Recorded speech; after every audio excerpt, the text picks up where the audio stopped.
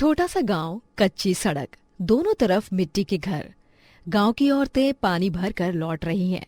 तभी एक जीप गांव में घुसती है। जीप रुकते ही सबकी नजर उस पर टिक जाती है। अरे ये कौन है?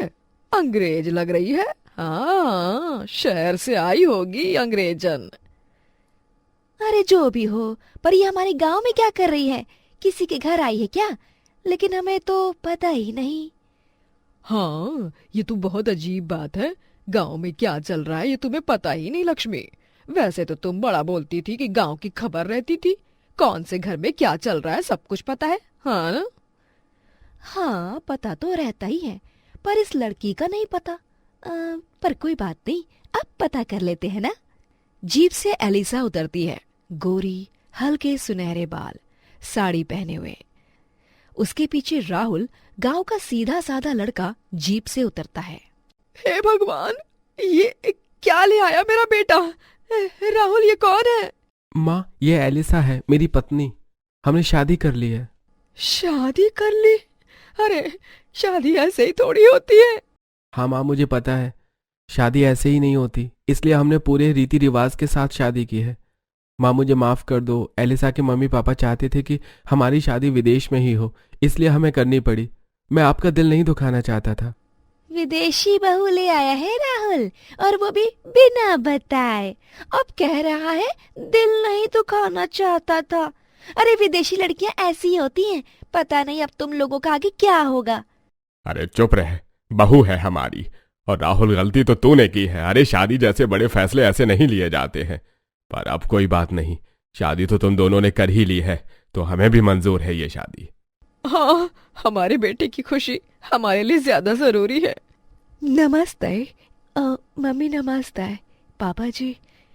जैसे राहुल ने आप दोनों के बारे में बताया था, आप वैसे ही हो, बहुत स्वीट हो। अरे ये तो हिंदी भी बोलती है। हाँ, एलिसा को हिंदी बोलना भी आती है और समझ भी आती है। मालती अपने बहू और बेटे को घर के अंदर लेकर जाती है।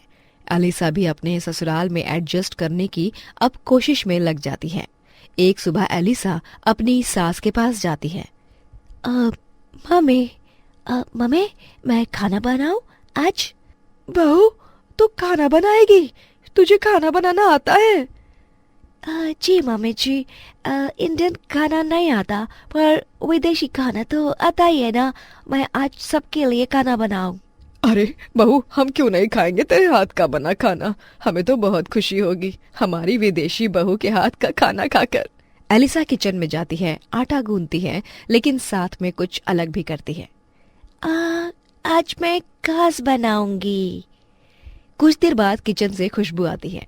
एलिसा ने तवे पर देसी स्टाइल में ब्रेड पिज्जा बनाया होता है। एलिसा सबको खाना परोसती है। अरे ये तो बड़ा स्वादिष्ट है। बहू भले ही विदेशी है, पर हाथ में जादू है, जादू।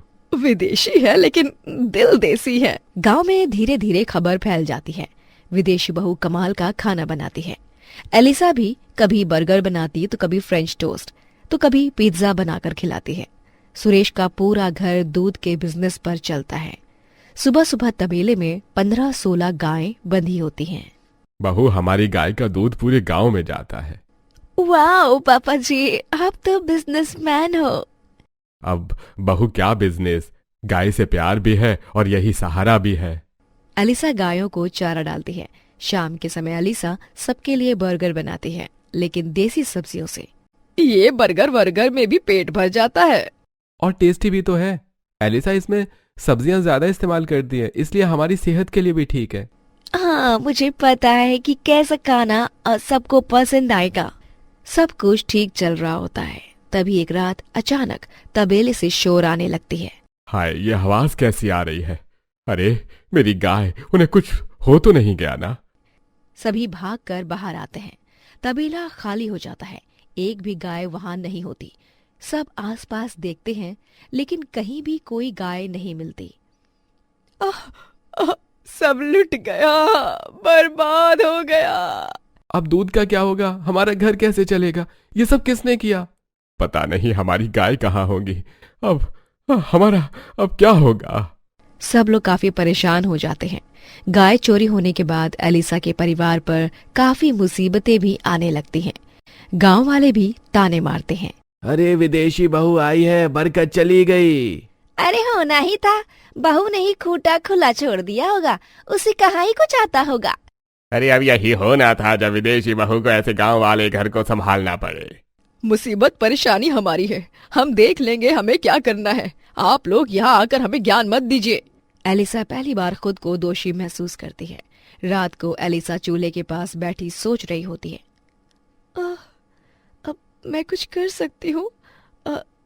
मामी, मैं ढाबा खोलूं? ढाबा? बहू, तुझे बर्गर पिज्जा ही तो बनाना आता है, और पिज्जा बेचकर क्या घर चलेगा? हाँ मम्मी, अगर हम कोशिश करें तो घर चल भी सकता है। बहू, तू ये क्या कह रही है? हमारी वैसे भी मुसीबत बढ़ गई है और अब तू बकवास भी कर रही है। अरे हम गांव में रहते हैं, यहाँ लोग रोटी खाना पसंद करते हैं, यहाँ पिज्जा कोई नहीं खाएगा। हाँ मम्मी जी, जरूर खाएंगे सब पिज्जा भी, आप बस मुझ पर भरोसा रखो ना। एलिसा किसी की नहीं सुनती और अगले दिन एक छोटा सा ठेला लगाकर बाजार में खड़ी हो जाती है। बलदेव त्रिलोकपुर गांव का सबसे धनी आदमी होता है, जो एक बड़े से बंगले में अपनी बीवी हेमलता और 25 साल के बेटे मोहन के साथ रहता है। उनका खाद का कारोबार होता है और मोहन एवं बलदेव दोनों साथ में उस कारोबार को संभाला करते हैं। उनके बंगले में कुछ दिन पहले ही एक नई नौकरानी आई होती है, जिसका नाम सजीरी होता है। अरे वाह माँ, ये लिट्टी चोखा तो बहुत ही स्वादिष्ट बना है, और ये आमरा कांड भी, वाह ओ वाह, आज तो खाना खाने में मजा ही आ गया भाई। नई नौकरानी आई है ना सजीरी, उसी ने बनाया है, सारे काम अच्छे से करती है। मुझे हमेशा से ऐसी ही नौकरानी चाहिए थी। छोटे साहब, ये लीजिए, आपके लिए मसाला पापड़ और ये रसगुल्ले भी बनाए हैं, बड़ी मेम साहब के आदेशानुसार। अरे वाह, शुक्रिया सजीरी। ओ नौकरानी, अब खड़ी क्या है यहाँ पर? चल जा, अपना काम कर। कितनी बार कहा है कि अपने काम से काम रखा करो। जाओ, छत और बरामदे की सफाई कर दो, नालायक कहेंगी। ठीक है बड़ी मेम साहब। मोहन को सजीरी से अब धीरे धीरे प्यार होने लगता है। एक दिन जब सजीरी की तबीयत बहुत ज्यादा खराब होती है, तभी वो उसकी काम करने में मदद करता है। ये देख बलदेव और हेमलता दोनों बहुत गुस्सा हो जाते हैं। मोहन, ये तुम क्या कर रहे हो? बाबूजी, मैं तो बस सजीरी की मदद कर रहा था। इसकी तबीयत आज इतनी खराब है, उसके बाद भी ये बेचारी काम कर रही है। अरे इसकी तबीयत खराब है तो तुम क्यों इसकी मदद कर रहे हो? चाहे कुछ भी हो जाए, इसे काम तो करना ही होगा। मुफ्त में थोड़ी ना रहती है यहाँ पर। अरे शुक्र है किसी गांव वाले ने नहीं देखा तुम्हें इस 2 टके की नौकरानी की मदद करते हुए, वरना क्या इज्जत रह जाती हमारी। हाँ, ज्यादा समाज सेवा करना बंद कर दो तुम मोहन बेटा, समझ गए? लेकिन माँ, बाबूजी। अपने कमरे में जाओ। और तू सजीरी, तुझे छोटे साहब से काम करवाने में बड़ा आनंद आ रहा था? हाँ? नहीं बड़ी मेम साहब, मैंने छोटे साहब को बहुत मना किया, लेकिन वो मेरी बात मान ही नहीं रहे थे। मुझे माफ कर दीजिए बड़ी मेम साहब। सजीरी रात में सोते समय मोहन के बारे में सोचती है। छोटे साहब कितने अच्छे और नेक इंसान हैं। मेरी तबीयत खराब है ये जानकर उन्होंने फौरन मेरी मदद की। सच में आज के इस जालिम ज़माने में कहाँ मिलते हैं ऐसे दिलदार लोग जो निस्वार्थ भाव से दूसरों की मदद करें। एक दिन जब सफाई करते समय सजीरे के हाथ से धक्का लगता है और गलती से एक बहुत बड़ा और महंगा शो पीस टूट जाता है, जिसके बाद हेमलता उसे बहुत मारती है। लेकिन तभी वहां पर मोहन आ जाता है और वो अपनी माँ को सजीरी को मारने से रोकता है और सजीरी को बचा लेता है। रुक जाइए माँ, ये आप क्या कर रही हैं? अरे इस बेचारी से ये शोपीस गलती से टूटा है, इसने कुछ भी जानबूझकर थोड़े ना किया है। अगर इसकी जगह ये शोपीस मुझसे टूट जाता तब भी आप मुझे इतनी बेरहमी से मारती। देखो मोहन, तुम बीच में मत पड़ो, और मैंने तुम्हें हमेशा कहा है कि तुम इस नौकरानी की मदद मत किया करो, लेकिन नहीं, तुम्हें समझ में नहीं आता। तुम हमेशा क्यों अपनी टांग अड़ाते हो बीच में? नहीं माँ, अगर आप किसी को भी इस तरह से मारोगी तो मैं ये बर्दाश्त नहीं करूंगा, हरगिज नहीं। मोहन का ये रूप देख हेमलता हैरान हो जाती है। बाद में मोहन सजीरी की चोट पर मरहम पट्टी लगाता है और ये देख सजीरी बहुत भावुक हो जाती है। माफ करना छोटे साहब, आपका बहुत बहुत धन्यवाद। सजीरी, तुम्हें माफी मांगने की कोई जरूरत नहीं है। तुम्हारी कोई गलती नहीं थी। अब तुम आराम करो, अब मैंने मरहम पट्टी कर दी है, अब तुम्हें अच्छा लगेगा। जी। मोहन और सजीरी दोनों के बीच अब नजदीकियां बढ़ने लगती हैं। कुछ भी होता तो मोहन बलदेव और हेमलता के खिलाफ जाकर सजीरी को बचाता और फिर एक दिन वो दोनों एक दूसरे से अपने प्यार का इजहार कर देते हैं और मोहन सीधे बलदेव और हेमलता के पास जाकर उन्हें कह देता है कि उसे सजीरी से शादी करनी है। ये सुनकर हेमलता और बलदेव गुस्से से आग बबूला हो जाते हैं। मूर्ख लड़के, अरे तुम्हें शर्म नहीं आ रही है कहते हुए? तुम्हें इस गरीब और गंवार लड़की से शादी करनी है, इस नौकरानी से? मोहन बेटा, और कितना गिरोगे तुम हमारी नजरों में? क्यों कर रहे हो तुम ऐसा? हाँ माँ बाबूजी, ये गरीब जरूर है लेकिन दिल से उतनी ही अमीर और नेक है। और प्यार कोई जात धर्म अमीर और गरीब नहीं देखता, वो तो यूं ही हो जाता है। नहीं, ऐसा हरगिज नहीं होगा। तुम इस नौकरानी के साथ शादी नहीं कर सकते। हाँ बेटा। ठीक है, अगर आप दोनों हमारे रिश्ते को स्वीकार नहीं करोगे तो हम दोनों यहां से नहीं रहेंगे। अब मैं आप दोनों को छोड़कर जा रहा हूं। सजीरी से शादी करके अब मैं अपने जीवन की नई सिरे से शुरुआत करूंगा।